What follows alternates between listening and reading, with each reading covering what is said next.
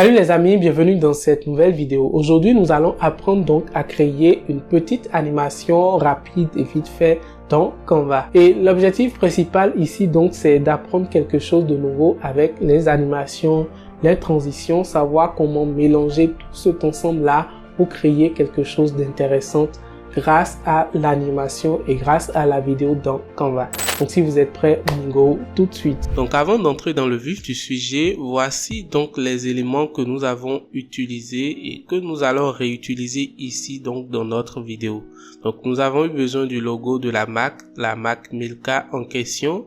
Nous avons eu besoin donc de 3 produits différents donc de la Mac. Donc vous voyez qu'ici ce sont les mêmes variétés de biscuits. Tout ce qui a changé c'est donc les saveurs. Donc quelque part on a du caramel, quelque part on a du Haro et de l'autre côté on a du chocolat, un truc comme ça.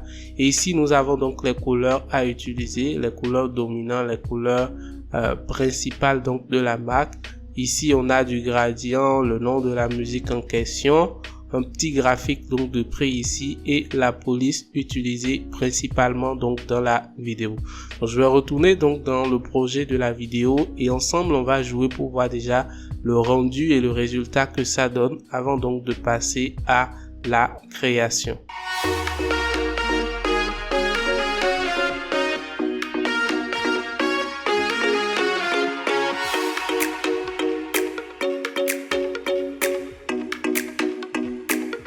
Donc comme vous pouvez le voir, c'est une vidéo assez courte, donc d'une dizaine de pages ici, tout simplement qu'on va essayer donc de recréer avec Canva.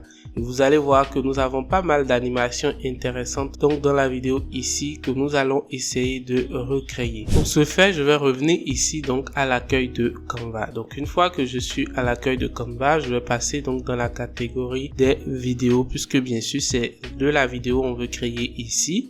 Je vais donc venir ici voir donc les formats de vidéos disponibles que j'ai et parti plutôt donc sur le format vidéo mobile 1080 par 1920. Donc le format vidéo TikTok c'est le même format, mais n'empêche on va prendre donc pas la vidéo mobile ici et intégrer donc l'interface de création. Une fois dans l'interface de création, puisqu'on souhaite donc créer notre propre vidéo, donc partir d'une page totalement blanche et faire notre création, je vais déjà commencer donc par customiser donc la page de l'arrière-plan ici. Donc je vais peut-être donc dupliquer la page-ci et venir cliquer donc sur la page principale, ensuite couleur ici. Et donc dans les couleurs, je vais donc venir choisir une couleur gradient, comme ça tout simplement. Ensuite, je vais venir cliquer sur le bouton plus ici, passer donc sur l'option dégradé et là, je vais tout simplement en fait redéfinir les couleurs. Donc la première couleur que je vais utiliser ici, ce sera donc juste couleur blanche, totalement comme ça. Ensuite, je vais ajouter donc une autre couleur ici. Donc, ça fait 3 couleurs. Je vais revenir donc sur la deuxième couleur à utiliser ici et mettre tout simplement donc du dièse CFBEFO. Et pour la troisième couleur ici, ce sera donc du dièse A37DEE. Dièse A37DEE. Et là, vous pouvez voir donc que j'ai en fait les 3 couleurs qui sont bien sûr en place. Maintenant, je vais passer donc au style de dégradé et venir tout simplement choisir le style circulaire à ce niveau-ci. L'étape suivante maintenant, c'est donc d'importer en fait vos images de produits. Comme moi, je les ai déjà directement dans mes importations, je vais venir ici, cliquer sur importer. Et ici, je vais donc choisir en fait tous les 3 images donc de produits.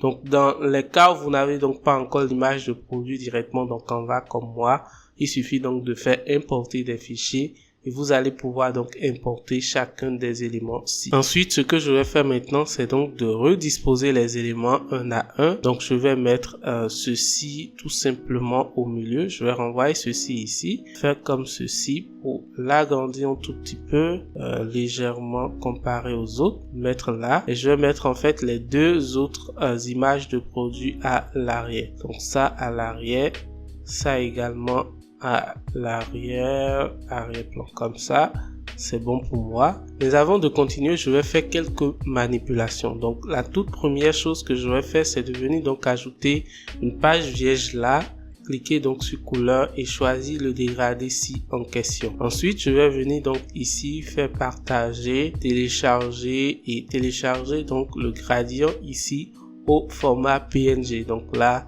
je choisis la page donc de l'image et je fais télécharger. Une fois que le téléchargement est bon, je vais faire comme ceci pour l'importer à nouveau sur Canva. Et comme ce n'est pas ici que j'ai besoin donc du gradient, je vais faire comme ceci pour passer donc sur la toute première page et ramener donc notre gradient là. Alors là, qu'est-ce que je veux faire avec ce gradient? Donc ce gradient, je vais l'utiliser un tout petit peu plus intelligemment donc pour cacher certains éléments qui ne devraient donc pas s'afficher sur la page donc dès le premier niveau, donc dès la première page. Donc je vais essayer tout simplement de remettre l'élément ici comme ceci, l'agrandir pour occuper donc exactement son niveau, donc le même niveau que le gradient qui est en arrière-plan, qui lui est intégré automatiquement à la page. Et ce que je vais faire donc dans un premier temps, c'est faire comme ceci pour relier donc l'élément. Donc vous voyez, j'ai dû faire une importation donc du gradient parce que si j'avais juste une forme ici avec le gradient, quand je vais rogner comme ceci, le gradient va se rétrécir et le fond du blanc va venir se cacher ici. Donc je n'aurai plus exactement ce que j'ai comme ceci à ce niveau.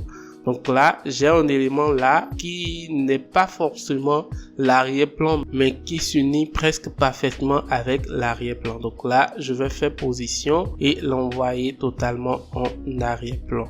Ensuite, je vais dupliquer l'élément, donc le remettre à sa position ici et agrandir en fait les autres parties pour pouvoir retrouver la deuxième partie donc de l'élément que je recherche. Donc la deuxième partie que je recherche ici dans ce cadran, c'est pouvoir cacher en fait des éléments à ce niveau. Donc là, j'ai d'abord l'arrière-plan numéro 1. J'ai en fait deux caches de l'arrière-plan ici et ici et j'ai mes trois produits là. Maintenant, je vais commencer donc par ajouter les tests qui vont défiler sur les prochaines pages. Donc pour les tests, je peux venir directement dans mon tableau blanc ici, venir donc choisir la police donc du test en question pour pouvoir donc le réutiliser plus facilement. Donc on a plutôt du en ton comme vous pouvez le voir à ce niveau, avec donc un effet dans la rubrique des styles, l'effet l'élévation à son intensité maximale. Donc là, c'est bon, je vais essayer tout simplement donc de mettre de chacune des saveurs donc de notre biscuit ici. Donc dans un premier temps, on a du caramel à ce niveau, je vais mettre caramel là. Ensuite, je vais dupliquer le test, tout simplement le remettre là à sa place et mettre ici donc du OS comme ce qu'on a au niveau de ce biscuit. Je vais le dupliquer à nouveau, le mettre toujours dans la même position et mettre donc la dernière saveur. Donc ici on a plutôt un truc de chips AO, donc je vais mettre chips comme ceci et je vais mettre AO. Je ne sais pas forcément ce que ça veut dire, mais puisque moi j'en ai besoin, je le mets quand même. Donc là j'ai les tests qui sont bien sûr là. Et ce que je vais faire maintenant, puisqu'on a bien sûr dit que ces tests ne devraient pas s'afficher sur cette page, je vais faire position comme ceci.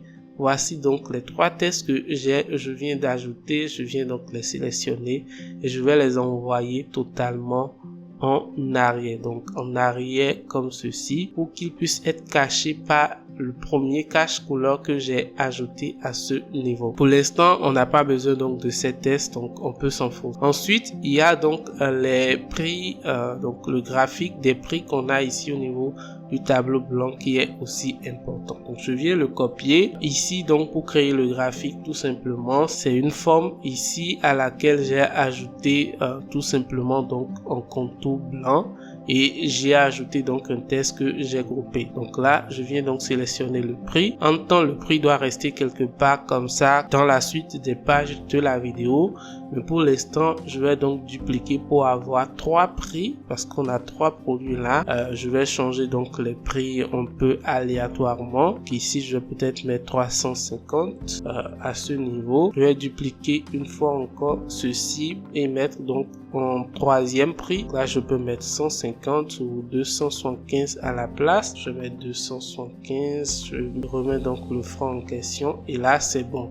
Donc si je fais comme ceci, vous pouvez voir que j'ai 3 éléments là, 3 prix. Tout simplement, je vais essayer maintenant en fait de les mettre sous le cache couleur qu'on a à ce niveau. Donc je viens ici toujours dans position, j'ai en fait mes 3 prix à ce niveau.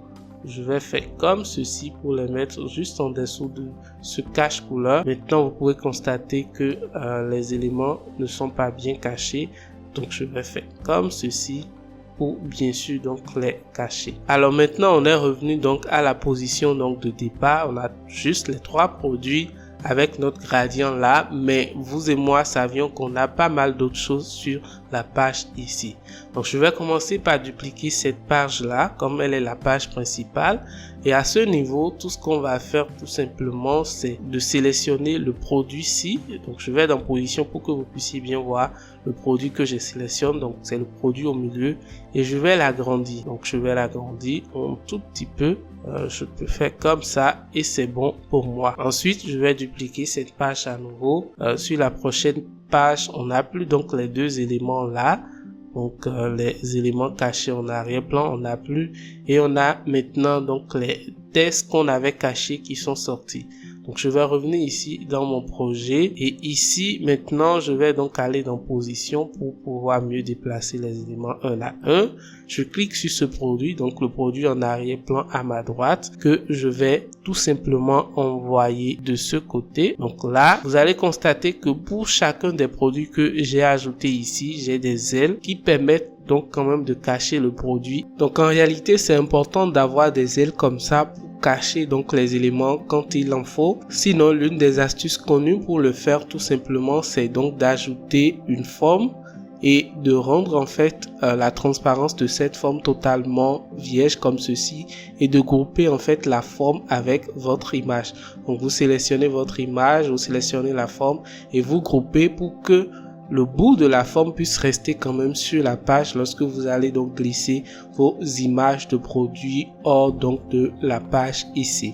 Donc pour l'instant moi j'ai pas besoin de ça, je vais tout simplement venir donc dans position et cliquer donc sur le second élément que j'ai ici et le glisser lui aussi hors de la page. Et là vous allez voir que les 2 éléments sont bien sûr présents sur la page, donc vous les avez tous 2, mais on ne les voit plus donc sur la page principale. La deuxième des choses que vous avez donc à faire sur cette page maintenant, donc dans position calque ici, je vais venir tout simplement sélectionner le test qui correspond donc à l'élément qu'on a là. Donc là c'est plutôt le West. Je vais donc le glisser ici comme ceci pour pouvoir le sortir donc de sa cachette. Ensuite, je vais venir donc cliquer sur son prix, supposant donc que c'est lui qui coûte le plus cher, et le sortir lui aussi comme ceci. Donc là, vous pouvez constater que j'ai les 2 éléments qui sont bien sûr en place. J'ai en fait ce test qui est sorti de là et également en fait le prix que j'ai à ce niveau. Je vais maintenant dupliquer en fait cette page là tout simplement, toujours dans position ici. Et maintenant, si je viens ici, vous allez voir donc que l'élément qu'on a à ce niveau, c'est cet élément-ci, bien sûr. Donc, je vais tout simplement le sortir rapidement pour que vous puissiez voir l'élément en question. Donc, c'est cet élément-là. Je vais le remettre dans sa position. Et je vais venir donc sur ma deuxième page ici et le sortir, lui, après ceci. Donc, l'élément en question, il est ici. Vous voyez quand je clique là-dessus, donc dans la fenêtre des calques, vous pouvez bien sûr le voir ici. Et c'est lui que je vais sortir maintenant à la place de ceci. Donc je fais ça, je vais l'agrandir ensuite pour venir donc remplacer l'élément qu'on a à ce niveau-là. Je fais comme ceci pour l'ajuster comme cela se doit. Et pour l'élément qu'on a ici, je vais le réduire donc sa taille et l'envoyer à la position donc de l'autre. Donc là, tout ce que j'ai fait, c'est comme si j'ai interchangé donc la place des éléments. Et au niveau des tests également, je dois donc faire des changements. Donc je vais retourner dans position calque ici. Et pour le prix, cette fois-ci, je vais sortir donc le prix 250. Je vais le sortir et le mettre là, juste en dessous de l'autre, et je vais ramener en fait ceci à sa place. Donc je vais venir le ramener là, caché à ce niveau, Et pour donc le nom également, je vais faire la même chose. Je vais ramener en fait ce nom à sa place ici et je vais venir tout simplement choisir le chips Aroy puisque c'est bien sûr le chips qu'on a là et sortir son nom. Donc là, je suis passé de là à là et je vais dupliquer la page une dernière fois pour faire ressortir donc le troisième produit. Donc dans ce cas-ci, je vais toujours donc dans position. Alors j'utilise en fait l'option de position pour mieux voir en fait tous les éléments que j'ai ici. Vous voyez, il y a certains éléments qu'on n'arrive même pas à sélectionner facilement directement donc dans l'interface ici. Donc je prends par l'option de sélection rapide donc des côtés pour pouvoir en fait retrouver l'élément. Donc maintenant ce que je vais faire c'est de sortir donc le dernier produit, je crois que c'est celui-ci, le caramel en question. Je vais le sortir, essaye donc de l'agrandir, tout simplement ajuster sa position avec l'autre et sélectionner l'autre qu'on a là cette fois-ci, réduire sa taille tout simplement et l'envoyer ici donc dans la cachette. Et pour les tests, je vais refaire donc le même procédé. Je sors donc le caramel que je vais donc envoyer à la place de ceci et je viens donc choisir le chips que je ramène donc dans sa cachette. Et même chose ici pour le prix, je vais donc changer et mettre plutôt le prix donc 275 à ce niveau. Donc là c'est bon, on a tous les trois produits qui ont défilé. Il y a ça, il y a ça, il y a ça. Et maintenant à ce niveau, je vais venir donc dupliquer cette page, sinon les deux dernières pages, les deux pages qu'on a ici, je vais d'abord dupliquer cette page, ramener ça juste après donc le défilement des trois éléments et je vais peut-être en fait dupliquer celle-ci également que je vais mettre à ce niveau, juste après ça. Donc après le défilement, ça revient à ça. Ensuite à ce niveau, on a besoin donc du logo qu'il faut ajouter ici. Donc je viens dans tableau blanc, je viens donc sélectionner mon logo que je vais venir ici coller tout simplement. Alors là-bas j'avais activé donc les bordures pour que vous puissiez voir, mais là tout de suite je vais donc les désactiver. Ensuite aller dans modifier l'image comme ceci, faire effacer l'arrière-plan et là je vais donc effacer l'arrière-plan donc de mon logo. Et si vous le voyez très bien, le logo est en place. Je fais comme ça pour réduire un peu les ailes donc du logo de part et d'autre. Et là c'est bon, je peux placer donc le logo à ce niveau. Si j'ai un message marketing, je peux donc l'afficher à ce niveau tout simplement, mais je vais quand même garder l'élément soft pour qu'on puisse voir le résultat. Donc là tout de suite on a réussi à créer toutes les pages. Donc on a la première, la deuxième, la troisième, ainsi de suite. On a toutes les pages qui sont bien sûr en place. Et il faut passer donc à l'étape des animations. Alors l'étape d'animation ici, la principale page qui porte donc beaucoup d'animations, c'est vraiment cette page. Donc je vais venir ici, cliquer sur l'élément à ce niveau, aller donc au niveau des animations et là je vais venir choisir dans la rubrique des animations, donc dans la rubrique exagération ici, choisir l'animation chute. Donc vous voyez quand je fais chute, vous voyez ce que ça donne. Par contre notre cache couleur qui est là en fait empêche l'élément donc d'être bien visible. Donc je vais renvoyer l'élément totalement en haut comme ceci et je crois que là c'est bon. Je vais renvoyer même tous les deux autres éléments juste en première position et c'est bon comme ça. Donc si je reviens au tout début ici, vous allez voir donc que le produit principal n'était pas là et voilà donc il fait son animation d'apparition. Maintenant il reste donc les deux produits de part et d'autre. Je vais choisir le premier, aller dans animation et là je vais choisir l'animation apparition. Par contre je ne vais pas garder le sens comme ça, je vais garder le sens de ce côté comme si ça sort en fait du derrière du principal. Et pour la vitesse, je vais réduire totalement la vitesse. L'animation, je vais la garder tout simplement à l'entrée et c'est bon maintenant pour moi. Je vais refaire la même chose ici pour cette animation apparition, réduire donc la durée. Par contre pour le sens, je vais sortir, je vais aller vers la gauche et faire à l'entrée également ici. Donc si je reviens ici, vous pouvez voir ce que ça donne. Super, une très jolie animation. Alors ici, l'animation va être créée par une transition, donc on s'en fout. Ici aussi, ici, en fait. À tous les autres niveaux, ce sera la même chose, à part le dernier niveau ici, où on a besoin donc d'animer le logo également. Et pour le logo, je vais reprendre avec la même animation chute au niveau de exagération. Et voilà, j'ai fini avec les animations. Il reste donc l'étape donc des transitions. Alors pour les transitions ici, je vais principalement utiliser beaucoup plus la transition combinée parce que vous allez constater que même déjà dans le processus de création, de conception de nos éléments, nous avions tout simplement prévu donc utiliser l'animation combinée. Déjà, quand vous cachez des éléments, que vous les sortez un à un comme ça, c'est juste avec la transition combinée que vous pouvez donc les faire. Donc, je vais venir ici, principalement faire transition combinée et faire, je vais mettre donc la durée sur 1 seconde et faire appliquer à toutes les pages. Ensuite, pour les pages où je souhaite donc changer l'animation, par exemple à ce niveau, je vais choisir plutôt la transition couleur ici. Également ici, choisir la transition couleur à ce niveau. Et ici, je pense que je vais garder la transition combinée tout simplement. Et en toute dernière position ici, je vais donc changer la couleur pour faire un fondu en arrière-plan. Et c'est bon pour moi. Donc si je viens ici, vous pouvez voir qu'est-ce que ça donne avec les transitions. J'ai ça, vous voyez que l'élément change comme ceci. Ici ça change également, on a cette transition et à la fin on a ceci. Donc là c'est très bien, tous les éléments sont en place pour moi. Et ce qu'il faut faire donc maintenant, c'est d'ajuster donc la durée des pages. L'étape de l'ajustement des durées est très importante puisque c'est ça qui va déterminer un peu le rendu que vous avez. Donc dynamicité ici, on peut le dire bien sûr. Donc en fait des animations. Donc pour ça, je vais cliquer donc sur la durée à ce niveau.